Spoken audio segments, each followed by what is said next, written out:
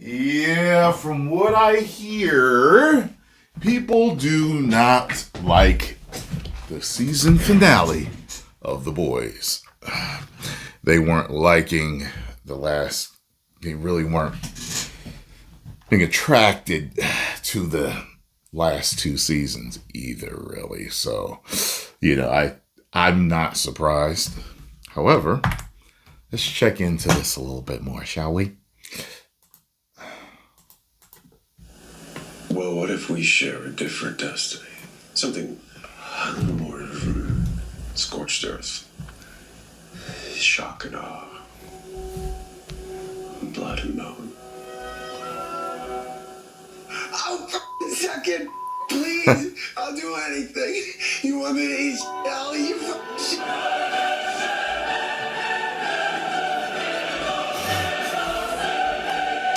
He seems like the type to grovel. I see people making fun of that, but he's like, it didn't surprise me because he's a very small, insecure psychopath. Now, he's the sociopath. I remember reading one time that one of the main differences between a psychopath and a sociopath is that a sociopath can actually form a meaningful relationship. You see that he really loved his dad, as demented as the relationship was, and he cared about his son. I think those are the only relationships he really had. He actually liked the chick that was breastfeeding him or whatever. Yeah. And he even liked Stormfront, right? Yeah, so, that's what I've read. I mean, I don't know if it's all the way true. Anyway, doesn't matter. He's a sick freak. And him acting like that after losing his powers, losing his cool like that, just totally devolving into that puddle mess of a man. It seemed fitting to me, to tell you the truth.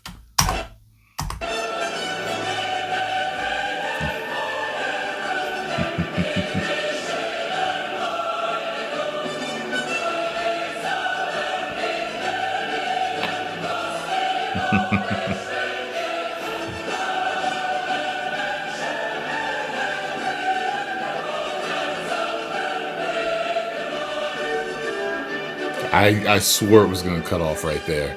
It kept going. Over 1 million practitioners of common sense and the 40% who haven't subscribed yet. The Boys series on Amazon has finally come to an end, or as some might say, it's been put out of its misery. Yeah. This. Fuck off. Just over a month ago, The Boys creator Aaron Kripke told The Hollywood Reporter that he was anxious about the fan reaction to the final episode, and now we all... Well, you should be. Especially all that trash talk you were doing. Know why that anxiety was justified. A lot of shows outsmart themselves, and they say, the audience really wants this, so we're not going to give it to them. And, and then everyone ends up super disappointed. And I live in terror of that. Oh, bullocks. Aaron Kripke on how he's girding his loins for the season 5 finale while I hope he was wearing a cup. Oh, and we will certainly get to the dizzying parallels between our current political reality and all the stuff they conveniently left out. The Hollywood Reporter asks him in this April 7th. It looked like full-blown insanity on display. Article, what most excites you about the final season of The Boys? Excites is the wrong word. What makes me most anxious about the final season is really hoping we land the plane. It's super hard to do a finale. Fans will retroactively judge the show based on how they feel about the finale. If we stiff it, they will definitely say, well, that show wasn't as good as we thought it was. Prophetic words, because lo and behold, that's Yeah, I think some people will do that, but at the same time, there's people like myself that compartmentalize it. It's like with The Mandalorian, yes, the first 2 seasons of the show were great. You could put that A tier right there.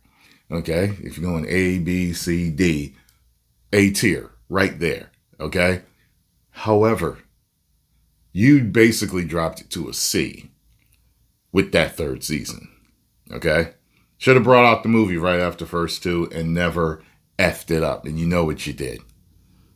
exactly what's happening right now. The comparisons are already out there with the Game of Thrones finale, the Stranger Things finale, and now the Boys finale. The thing is, 2 of those finales came this year, but at least Game of Thrones was good for a few seasons, and Stranger Things was good for a couple of seasons. Some may or may not agree with that, and that's fair, but let's be real, The Boys hasn't been good since season 1. Now, the point I was out came in season 2 when they did the girls get it done thing and then went on to do the thing they just mocked, when the girls got it done by beating the crap out of the gender swap from the comic Stormfront, because women can be Nazis too. Oh, see, I need to read the comics. I didn't know Stormfront was gender swapped. Also, I could have swore I saw in my comments before that Starlight was also gender swapped. So, you know, people talk about this, that the boys, you know, when I was first urged to react to it, people were telling me, they were like, listen, we know everything's woke out there right now, but it's one of the woke shows that's actually good. And people were right. It was woke, but it was good. And you really don't find that. It's like an oxymoron, or it's a paradox there. It's, you know, most of woke stuff is just absolute trash and garbage, you know, so. So revolutionary, it's so bold and so brilliant. But that was only the beginning with this show that is a satirical parody that became a parody of itself, including but not limited to, in no particular order, spinning off the Boys universe into the VCU, the VOT cinematic universe. I have to finish Never that. mind that it's not cinematic, and of course people are going to say, don't you get it? They're leading into the joke. Yeah, by becoming the joke. Starting with Gen V, which was supposed to be the heir apparent. Unfortunately, nobody watched and it was canceled. Then there's the VOT Rising prequel featuring Soldier Boy, which much of season 5 of The Boys was sacrificed to set up, and The Boys Mexico. VOT Rising.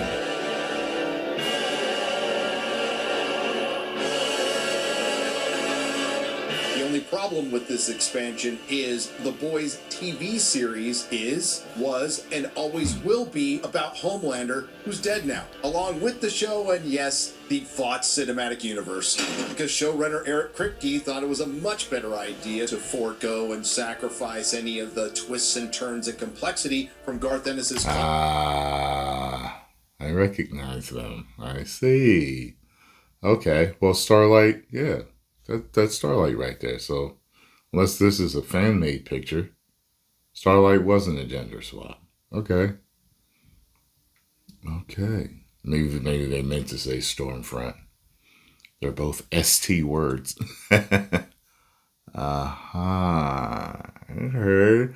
I'm gonna have to check out the comic, man. There's got to be like a graphic novel compilation of them all I can order. Comics to give us 5 seasons of Homelander as Trump. Get it? When we first pitched the show, it was before Trump was elected. And the idea that a celebrity would actively want to turn themselves into a fascist autocrat was kind of a crazy idea. I mean, it still is, but it turned out to have happened. But we sort of lucked into whose metaphor is really about the moment we're living in, which is the cross-section of celebrity and authoritarianism. And so, like, once we realized that, we're like, well, we have to go. You know what that reminds me of? Sadly, when they assassinated Charlie Kirk and people started cheering. Like, that's, like, you'd think that if something like that happened in front of people, that they wouldn't cheer because of how sick and demented and perverted that is. But it actually happened in our real life. You know what I'm saying? It's a sick world we live in. All the way. And so every season we've just pushed it. I'm the Homelander, and I can do whatever the I want. You know what I love about that suit? It's better than the Superman 2025 suit. Like, a lot better. A whole lot better. You know what I'm saying? You couldn't pay me to wear that suit. This one? I'd rock that. I'd rock that to a costume party. And unsurprisingly, for the 5th season in a row, the boys are spending their time trying to figure out a way to kill Homelander, who, after the events of season 4, not only has aspirations to run the country, now he wants to be a god. I'm Messiah. Yeah, he was hallucinating and everything. A season many of the fans who hung on were calling filler, which is an accurate description. A redundant multiple MacGuffin chase enclosed in a mystery box. And we all know what's inside of that. You know, the effed up part about it is if you watch the series, you realize that they do try to make him sympathetic in some ways, like he was created. You know what I mean? And the tests that they did on him and everything they did, like, turned him into that monster, you know? But it's one of those things where it's like, okay, now that you know, you understand why you are the way you are, do something about it to change it, you know? So he probably could have done something to not continue to be that type of person, but continued, and Billy Butcher had to take over, mate. What's in the box? Nothing! So after spending a season finding out whether or not the MacGuffin superhero virus actually works on just superheroes, all while trying to prevent Homelander getting the other MacGuffin, V1, which will make him immortal, leaning into the trademark ripping people in half constantly or excessive talks about buttholes, including bringing back Paul Reiser's The Legend to talk about eating buttholes. So, Geisha told me to eat her golden ass. I dined at that establishment back in '78, and the service was great. Bruh. Or superheroes sniffing buttholes. Yeah. And an entire season of the audience just trying to figure out what Starlight is saying that has nothing to do with all the plastic surgery the actress said she didn't have. Why haven't you tried to string them before? Crazy thing was, like, people told me to check out that clip of her. I forgot if she was on Jimmy Kimmel or whatever, but it was like after the show was filmed, and she looks normal again. So maybe something was going on, you know, maybe I don't know, Ozempic, or they said she's got a condition. You know, I believe that certain conditions can make you look like you've been on Ozempic or had some type of, you know, surgery, but yeah.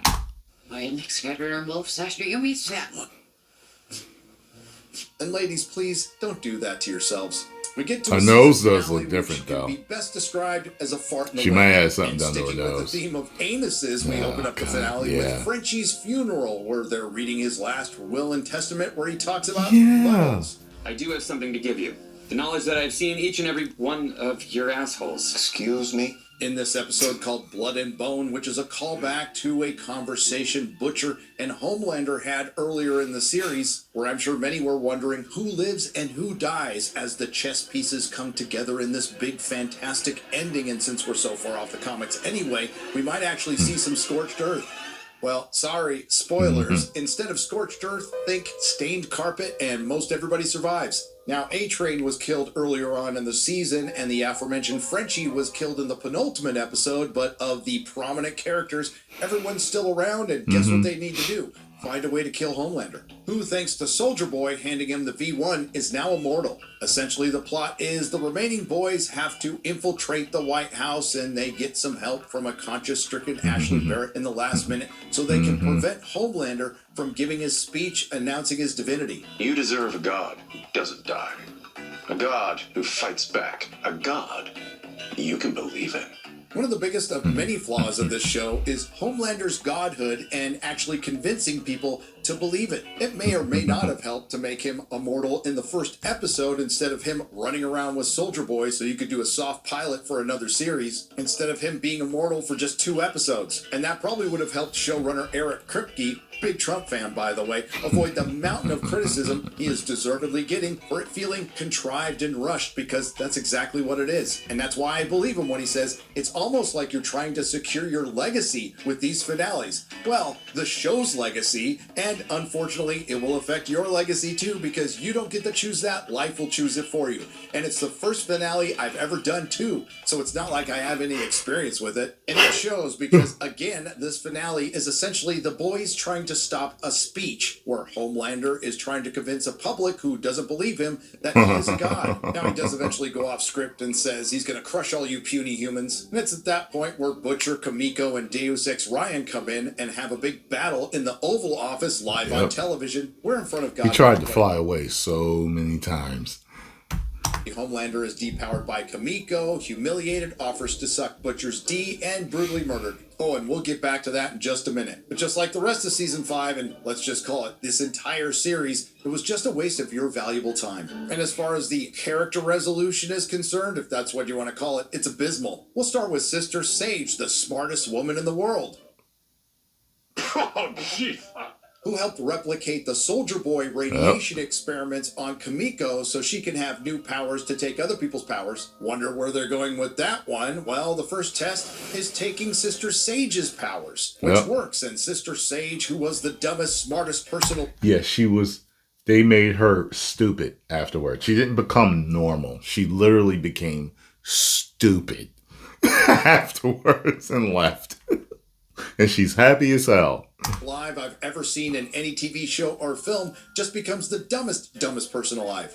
I'm Told you. stupid like you guys. No, she's worse. Worse. And despite all of the people she murdered or put in prison camps, she's allowed to walk free because she's a diverse woman in a Hollywood production, and we can't have them. I forgot she did do that. They'll never know what you sacrificed for them. Speaking of diverse women, all of you who watched that Gen V series, how'd you like your big payoff where they were told to move to Canada? Oh, father was killed by a gift that was given to him by his president wife, Ashley Barrett. A turbine-grade titanium ball gag reinforced with ballistic Kevlar straps that somehow Mother's Milk knew what it was, recognized what it could do, and put in no father's mouth. Yep. I really need a new job. The Deep, who survives the comics, doesn't survive the show. After an Alaskan pipeline disaster that killed billions of fish that was blamed on him, he was banished from the ocean, and after a fight with Starlight, he's pushed into the ocean, where somehow this... Yeah, I'm thinking to myself, I thought the Deep was much more powerful than this. He gets killed by the wildlife in the sea. I thought he was too strong for something like that to happen. Okay. Superhero with super strength, super healing ability, and is bulletproof is killed by an octopus. Right. Well, that's going to start that power scaling argument again that the media literate crowd says is unnecessary. Then there's Billy the Butcher, played by the great Carl Urban, who can call people a cunt better than anybody I've seen in Hollywood, but even that gets a little old. Because all you can say is, oi, oi, oi, cunt, cunt, cunt. Like the better with a mouth shut. Well, after killing Homelander, being rejected by Homelander's son Ryan, and Terror, his dog, dying of old age, which is the only time you might feel anything concerning the show, aside from complete boredom and disgust. Butcher decides all the superheroes need to die, and he's going to wait until they're all in the Vought building, put the virus in the sprinkler system. Yeah, I thought it was so, like, that pissed me off the most out of everything, because Billy's probably my favorite character in the show. Yeah, he's my favorite character in the show, and I'm like, what? They killed him? And kill them all until he's stopped by Huey and killed by Huey, which is exactly how it doesn't happen in the comics, aside from the act of Huey killing Butcher. Sorry, spoilers. In the comics, the big twist is Black Noir is a clone of Homelander who did all the horrific acts that were pinned on Homelander, and then Black Noir kills Homelander, and then Butcher kills Black Noir. He also kills Frenchie, Mother's Milk, and the female, or the female of the species, who was renamed to Kimiko for the show for agency or some shit. Anyway, Butcher dies at the hands of Huey, but unlike in the comics where he manipulates him and dies with a smile on his face, in the show he dies crying, and portrayed as a hero, where in the comics he was the villain. Carl Urban is great and everything, but unfortunately his Butcher got lost in the Anthony Starr sauce of Homelander. As far as the rest of the characters go, President Ashley Barrett refuses to resign or accept any accountability for her actions. Sound familiar? But then the voice subverts our expectations and forces her to accept accountability for her actions. Giancarlo Esposito playing Stan Edgar as Giancarlo Esposito, because nobody plays Giancarlo Esposito like Giancarlo Esposito, is reinstated as Vought CEO. Kimiko, who now has Soldier Boy's powers, and the biggest mistake with her this season was allowing her to talk, moves to France. Mother's Milk gets married, and I guess he's going to be the stepfather to Ryan. And Starlight settled down to work at Campbell Audio Visual and live in peace. After aborting his first child, Starlight has decided to keep this one, which will obviously be a superhero, and then go into battle pregnant. Because women going into battle pregnant is a Hollywood fetish at this point. Did you me? What? Just muscle cut incest thing? No. What about Soldier Boy? I have no idea. Soldier They put Boy him in is stasis funny. and we never see him again. He's one of my The top main 5 villain of favorites. Lifting was He's Anthony Starr, hilarious. and I think my good friend Mahler put it best. Anthony Starr is the reason the boys survived. He made Kripke's shitty writing feel purposeful. His passion in every scene, with every meme-worthy expression, convinced the audience there was far more substance, only for the finale to leave you looking back with near nothing. Excellent actor. Hope he gets better opportunities. Couldn't have said it better myself. That's why I didn't. Now let's go back to that final battle in the Oval Office, which Yeah, and Homelander is one of my favorites still. He's in the top 5, but he's one of those things where I don't want to use the word like, but he's a great villain. You understand? Like Christopher Nolan's Heath Ledger's Joker. I liked the character, and he was a great villain. Like, Homelander is a sick. I don't like him, but I like Anthony Starr's portrayal of him. You got what I'm saying? I have admiration for his acting ability to bring that sociopath to life. You understand? Okay. was one of the most contrived I've ever seen put to screen. Homelander had multiple opportunities to either escape or defeat his enemies. There's a scene earlier on in the episode with some real subtle messaging. Not sure if you caught it, but there is a character that's supposed to be Elon Musk. Yep. I'm a disruptor. I disrupt. And they He's killed portrayed it. as the richest man in the world, an amateur astronaut, and worried about white birth rates. To get rid of him, Homelander flies him into space to become an astronaut and returns in a matter of seconds. But he spends the Oval Office battle dicking around with 3 people he could kill easily. Why not fly behind Kamiko and rip her heart out? He's just a bunch of dumb motherfuckers. Eric Kripke has said he purposefully wanted him to look weak at the end, and he certainly did. Only problem is, it was obvious he was nerfed by the script. Also, Eric Kripke could visualize his rage fantasy against the president. But unfortunately, in the end, all Homelander is a caricature within a political satire that goes after one side with the I like the way he flies off. It's different. I don't think I've ever seen Superman once do that. There's a different style. You know, normally Superman's just, you know what I mean, or whatever Christopher Reeve might do, you know what I mean, or but he has a way of swan diving, like he swims up, you know, it's almost a swimming movement. He swims through the air real quick to launch himself. Nuke, and the other side with a water pistol. In a show that was supposed to be a parody that became a parody of itself, the joke went on too long, and ultimately the joke was on the audience. If you like what you heard, please like, share, and subscribe. If you didn't like what you heard, well, thank you for listening this long. I will see you in the next video. Good job, Nerdrotic. Go over and subscribe to Nerdrotic. Tell them Tyrone Magnus sent you, and I will see y'all in the next video. 10 million subscribers. Woo!